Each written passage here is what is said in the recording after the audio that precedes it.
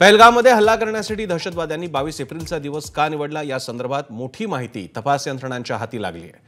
खरं तर दहशतवादी हल्ल्याच्या 2 ते 3 दिवस आधीच पहलगाममध्ये दाखल झाले होते। मात्र 20 आणि 21 तारखेला पाऊस पडल्यानं पर्यटकांची संख्या कमी होती आणि त्यामुळे दहशतवाद्यांनी हल्ला करण्याचं टाळलं। 22 तारखेला पाऊस ओसरल्यानंतर पर्यटक वाढले आणि दहशतवाद्यांनी त्यांचा हा नापाक कट तडीस नेला।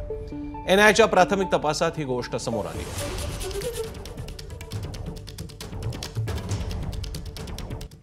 पहलगाम हल्ल्याशी संबंधित एफआयआर माझाच्या हाती लागला। या एफआयआरमध्ये हल्ल्याचा तपशीलवार घटनाक्रम नमूद करण्यात आलाय। 22 एप्रिलला दुपारी 1:10 सुरू झालेला हल्ला 2:20 सुरू होता।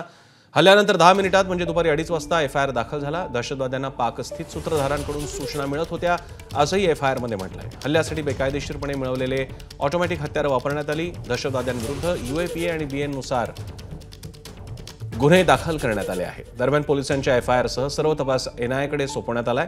पोलिसांचा एफआयआर हा मूळ आधार मानून एनआयकडून तपास सुरू आहे।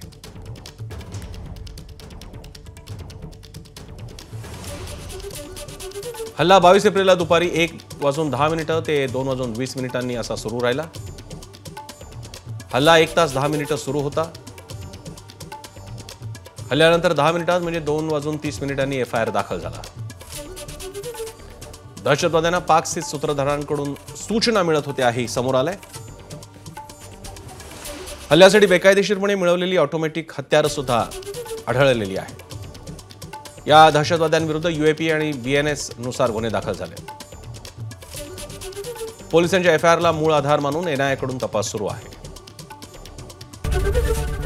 एबीपी माझा, उघडा डोळे बघा नीट।